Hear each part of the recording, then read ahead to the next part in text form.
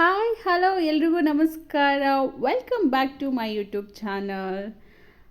ನಾನು ನೋಡಿ ಇಲ್ಲಿ ಸೆಲ್ಫಿ ತಗೋತಿದ್ದೀನಿ ಅಂತ ಹೇಳಿಬಿಟ್ಟು ನಮ್ಮಪ್ಪ ಬರ್ತಾ ಇದ್ದಾರೆ. ಬಟ್ ಸೆಲ್ಫಿ ತಗೋತಾ ಇಲ್ಲ, ವೀಡಿಯೋ ಮಾಡಿದ್ದೀನಿ ಅಂದಿದ ತಕ್ಷಣ ಹೋಗ್ಬಿಟ್ರು. ಸೊ ಓಕೆ, ಇವತ್ತು ನಾನು ಟ್ಯೂಸ್ಡೇ ಈವ್ನಿಂಗ್ ವ್ಲಾಗ್ ಮಾಡ್ತಾ ಇದ್ದೀನಿ.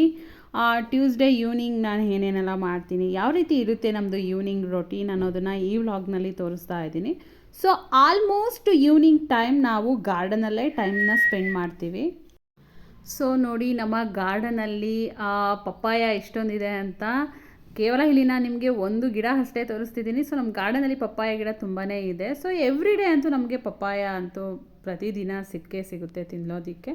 ಆ್ಯಂಡ್ ಅದನ್ನು ಬೆಳಗ್ಗೆ ಹೊತ್ತು ಖಾಲಿ ಹೊಟ್ಟೆಯಲ್ಲಿ ತಿನ್ನೋದ್ರಿಂದ ಆರೋಗ್ಯಕ್ಕೆ ತುಂಬ ಒಳ್ಳೆಯದು, ಜೊತೆಗೆ ನಮ್ಮ ಕಣ್ಣಿಗೆ ಒಳ್ಳೆಯದು, ಹಾಗೆ ನಮ್ಮ ಸ್ಕಿನ್ಗೂ ಕೂಡ ತುಂಬಾ ಒಳ್ಳೆಯದು. ಆ್ಯಂಡ್ ನಾನು ಎವ್ರಿ ಡೇ ಈವ್ನಿಂಗ್ ಮಿಸ್ ಇಲ್ಲದೆ 30 ಮಿನಿಟ್ಸ್ ವಾಕ್ ಅಂತೂ ಕಂಪಲ್ಸರಿ ಮಾಡೇ ಮಾಡ್ತೀನಿ. ಸೊ ಅದರಲ್ಲೂ ನಮ್ಮ ಗಾರ್ಡನಲ್ಲಿ ಮಾಡೋದ್ರಿಂದ ಒಂದು ಫ್ರೆಶ್ ಏರ್, ಸುತ್ತಮುತ್ತ ಫುಲ್ ಗ್ರೀನರಿ, ಇದನ್ನೆಲ್ಲ ನೋಡ್ಕೊಂಡು ಮಾಡೋದ್ರಿಂದ ಏನೋ ಒಂಥರ ಮನಸ್ಸಿಗೆ ತುಂಬಾ ಶಾಂತಿ ಸಿಗುತ್ತೆ. ಮೈಂಡ್ ಕೂಡ ತುಂಬಾ ಪೀಸ್ಫುಲ್ ಆಗಿರುತ್ತೆ. ಆಲ್ರೆಡಿ 2 ದಿನದಿಂದ ಸ್ವಲ್ಪ ಮಳೆ ಇದ್ದಿದ್ದ ಕಾರಣ ಬಟ್ಟೆ ಎಲ್ಲ ಸರಿಯಾಗಿ ಒಣಗ್ತಿರ್ಲಿಲ್ಲ. ಸೊ ಇವತ್ತು ಸ್ವಲ್ಪ ಬಿಸಿಲಿತ್ತು, ಹಾಗಾಗಿ ಅಮ್ಮ ಹೊರಗಡೆ ಚಾಪೆ ಮೇಲೆ ಬಟ್ಟೆ ಎಲ್ಲ ಒಣಗಿಸಿ ಮಡಚಿಡ್ತಿದ್ದಾರೆ. ನೋಡಿ, ಹಳ್ಳಿ ಕಡೆ ಆಲ್ಮೋಸ್ಟ್ ಈವ್ನಿಂಗ್ ಟೈಮ್ ಈ ರೀತಿ ಇರುತ್ತೆ. ಸೊ ಅಪ್ಪ ಹಸು ಎಲ್ಲ ಹೊಲ್ದ ಹತ್ರದಿಂದ ಹಿಡ್ಕೊಂಡು ಬಂದು ಅದರಲ್ಲಿ ಹಾಲು ಕರಿತಾ ಇದ್ದಾರೆ. ಹಳ್ಳಿ ಲೈಫ್ ಈ ರೀತಿ ಇರುತ್ತೆ ಆ್ಯಂಡ್ ತುಂಬಾ ಚೆನ್ನಾಗಿರುತ್ತೆ ಆ್ಯಂಡ್ ತುಂಬಾ ಪೀಸ್ಫುಲ್ಲಾಗಿರುತ್ತೆ. ನಾನು ಹಳ್ಳಿ ಲೈಫ್ ಆ್ಯಂಡ್ ಸಿಟಿ ಲೈಫ್ ಎರಡನ್ನೂ ಕೂಡ ಎಕ್ಸ್ಪೀರಿಯೆನ್ಸ್ ಮಾಡಿದ್ದೀನಿ. ಬಟ್ ನನಗೆ ಇವೆರಡರಲ್ಲೂ ಕಂಪೇರ್ ಮಾಡಿದ್ರೆ ನನಗೆ ಹಳ್ಳಿ ಜೀವನನೇ ತುಂಬ ಇಷ್ಟ. ಎಲ್ಲರೂ ಕೂಡ ಸಿಟೀಲಿ ಇರಬೇಕು ಅಂತಾರೆ, ಬಟ್ ನನಗೆ ಸಿಟೀಲಿ ಏನೋ ಒಂದಿನ ಶಾಪಿಂಗ್ ಹೋಗಿ ಬರ್ಲಿಕ್ಕೆ ಅಷ್ಟೇ ಬಿಟ್ಟರೆ ಹಳ್ಳಿ ಜೀವನನೇ ಇಷ್ಟ. ನೋಡಿ, ಇಲ್ಲಿ ನನ್ನ ಕಂದಮ್ಮ, ಇವಳಿಗೆ 5 ತಿಂಗಳು ತುಂಬಿತು ಆ್ಯಂಡ್ 5 ತಿಂಗಳಿಗೇ ನಾನು ಇವಳಿಗೆ ಮುಡಿ ಕೊಟ್ಬಿಟ್ಟೆ.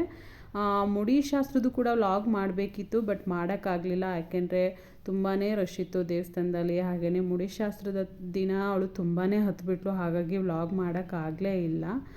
ಸೊ 5 ತಿಂಗಳಿಗೇ ಮುಡಿ ಕೊಟ್ಟು ಮುಗಿಸ್ಕೊಂಡು ಬಂದ್ವಿ. ಕೂದಲೆಲ್ಲ ತುಂಬಾ ಬೆಳೆದಿತ್ತು, ಹಾಗಾಗಿ 5 ತಿಂಗಳಿಗೆ ಕೊಟ್ಬಿಟ್ಟೆ.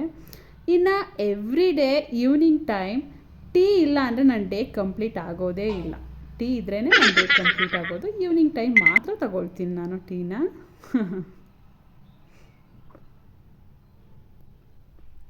ಸೊ ಹೀಗೆ ಟೀನ ನಾವು ಮನೇಲಿ ಕುಡಿಯೋದು 3 ಜನ, ನಾನು, ನಮ್ಮ ಅಣ್ಣ ಹಾಗೆ ನಮ್ಮಪ್ಪ 3 ಜನ. ಸೊ ಅಣ್ಣ ಸದ್ಯಕ್ಕೆ ಮೈಸೂರಿಗೆ ಹೋಗಿದ್ದಾನೆ, ಹಾಗಾಗಿ ನಾನು ಮತ್ತು ನಮ್ಮಪ್ಪ ಇಬ್ರಿಗೋಸ್ಕರ ಟೀನ ಪ್ರಿಪೇರ್ ಮಾಡಿಕೊಂಡು ಇನ್ನೆಲ್ರಿಗೂ ಕೂಡ ಹಾಲು ಕೊಟ್ಟೆ.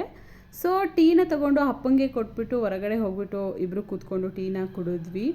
ಆ್ಯಂಡ್ ಮುಡಿ ಶಾಸ್ತ್ರದಲ್ಲಿ ಪಾಪುಗೆ ಯಾಕೆ 5 ತಿಂಗಳಿಗೇ ನಾನು ಮುಡಿ ಕೊಟ್ಟೆ ಅಂದರೆ, ಅವಳ ಕೂದಲು ತುಂಬಾ ಬೆಳೆದಿತ್ತು, ಕಣ್ಣಿಗೆಲ್ಲ ಬೀಳ್ತಿತ್ತು.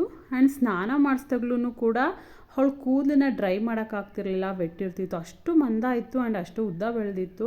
ಸೊ ಅವಳಿಗೆ ಸ್ವಲ್ಪ ಅನ್ಕಂಫರ್ಟಬಲ್ ಆಗ್ತಿತ್ತು ಆ್ಯಂಡ್ ತುಂಬಾ ಸ್ವೆಟ್ ಆಗ್ತಿದ್ಲು ಕೂಡ. ಹಾಗಾಗಿ 5 ತಿಂಗಳಿಗೆ ಕೊಟ್ಬಿಡೋಣ ಅಂತ ಹೇಳಿ ಕೊಟ್ಟೆ. ಬಟ್ ಏನಂದರೆ 9 ತಿಂಗಳಿಗೆ ಕೊಡೋದೇ ಬೆಸ್ಟು, ಯಾಕೆಂದರೆ ಮಕ್ಕಳದು ತುಂಬಾ ಸೆನ್ಸಿಟಿವ್ ಇರುತ್ತೆ ಸ್ಕಿನ್ನು. ಸೊ ಆ ಟೈಮಲ್ಲಿ ಕೊಡಬೇಕಾದ್ರೆ ಸಿಕ್ಕಾಬಟ್ಟೆ ಭಯ ಆಯಿತು ನನಗೆ.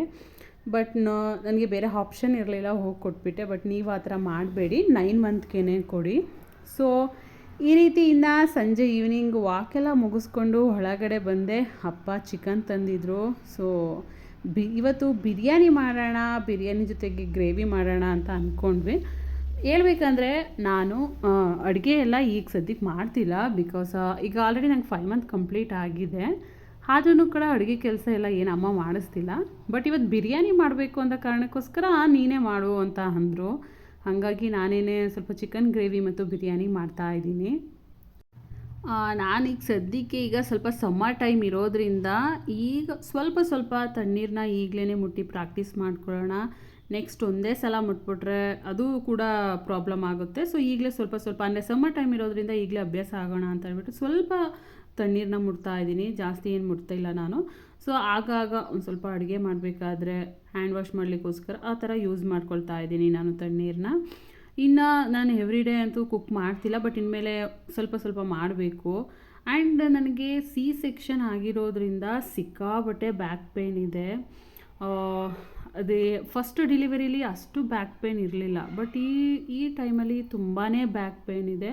ಒಂದು ಹಾಫ್ ಆನ್ ಅವರ್ ಏನಾದ್ರು ಕೂತ್ಕೊಂಡ್ರು ವರ್ಕ್ ಮಾಡಿದ್ರು ಸಿಕ್ಕಾಬಟ್ಟೆ ಬ್ಯಾಕ್ ಪೇಯ್ನ್ ಬರ್ತಾ ಇದೆ.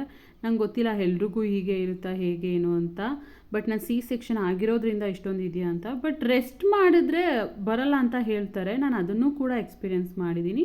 ಬೆಳಗ್ಗೆಯಿಂದ ಸಂಜೆವರೆಗೂ ಮಲಗಿದ್ರೂ ಕೂಡ ಬ್ಯಾಕ್ ಪೇಯ್ನ್ ಬಂದೇ ಬರುತ್ತೆ. ಸೊ ಹಾಗಂತ ಹೇಳಿಬಿಟ್ಟು ಬ್ಯಾಕ್ ಪೇಯ್ನ್ ಬರುತ್ತೆ ಅಂತ ಯಾವಾಗಲೂ ಬೆಡ್ ಮೇಲೆ ಇರೋಕ್ಕಾಗಲ್ಲ. ಸೊ ನಮ್ಮದು ನಾರ್ಮಲ್ ಆಗಿ ನಮ್ಮ ಆ್ಯಕ್ಟಿವಿಟೀಸ್ನೆಲ್ಲ ನಾವು ಅಭ್ಯಾಸ ಮಾಡಿಕೊಳ್ಳೇಬೇಕು. ಹಾಗಾಗಿ ಸ್ವಲ್ಪ ಕೆಲಸಗಳನ್ನ ನಾನು ಈಗ ಸ್ಟಾರ್ಟ್ ಮಾಡ್ತಾ ಇದ್ದೀನಿ. ಆಲ್ರೆಡಿ 5 ಮಂತ್ ಆಗೋಗಿದೆ ಅಲ್ವಾ, ಇನ್ಮೇಲೆ ಆರಾಮಾಗಿ ಸ್ಟಾರ್ಟ್ ಮಾಡ್ಬೋದು. ಸೊ ಒಂದೇ ಸಲ ಮಾಡೋಕ್ಕೋದ್ರೆ ಏನಾಗುತ್ತೆ, ಪ್ರಾಬ್ಲಮ್ ಆಗುತ್ತೆ.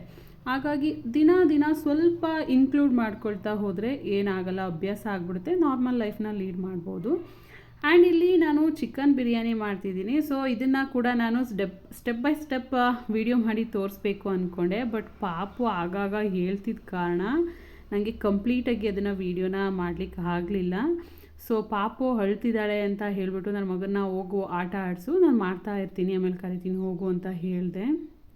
ಅವಳಿಗೆ ಏನಾಗಿದೆ ಅಂದರೆ, ನಾನು ಮೊದಲಿಂದನೂ ಕೂಡ ಅವಳಿಗೆ ಸ್ವಲ್ಪ ಮಲಗಿಸ್ಬೇಕಾದ್ರೆ ಮ್ಯೂಸಿಕ್ ಕೇಳಿಸಿ ಅಥವಾ ನಾನೇ ಹಾಡು ಹೇಳಿ ಮಲಗಿಸ್ತಾ ಇದ್ದೆ. ಸೊ ಅವಳು ಅದನ್ನೇ ಅಭ್ಯಾಸ ಆಗಿಬಿಟ್ಟಿದ್ದಾಳೆ. ಈಗಲೂ ಕೂಡ ಅವಳು ಮಲ್ಕೋಬೇಕು ಅಂದರೆ ನಾನು ಹಾಡು ಹೇಳಲೇಬೇಕು. ಹಾಗಾಗಿ ಅವಳನ್ನ ಇಲ್ಲೇ ಕರ್ಕೊಂಡು ಬಂದೆ. ನನ್ನ ಮಗ ಹೇಳ್ದ, ಅಮ್ಮ ನೀವು ಹಾಡು ಹೇಳ್ತಾ ಅಡುಗೆ ಮಾಡಿ, ನಾನು ನೂಗ್ತಾ ಇರ್ತೀನಿ, ಅವಳು ಮಲ್ಕೋತಾಳೆ ಅಂತ. ಸೊ ನಾನು ಹಾಡು ಹೇಳ್ತಾ ಅಡುಗೆ ಮಾಡ್ತಿದ್ದೆ, ಅವನು ತೊಟ್ಲು ನೂಗ್ತಾ ಇದ್ದಾನೆ.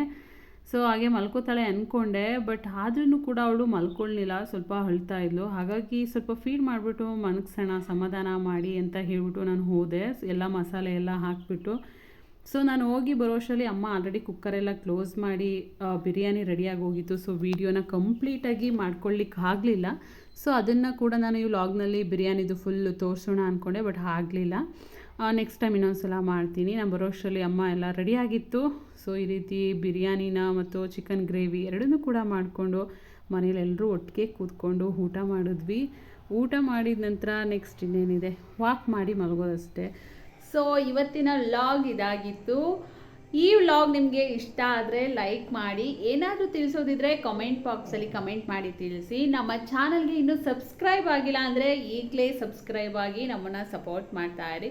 ಸೊ ಇವತ್ತಿನ ವ್ಲಾಗ್ ಇಲ್ಲಿಗೆ ಎಂಡ್ ಮಾಡ್ತಾ ಇದ್ದೀನಿ. ಬಾಯ್.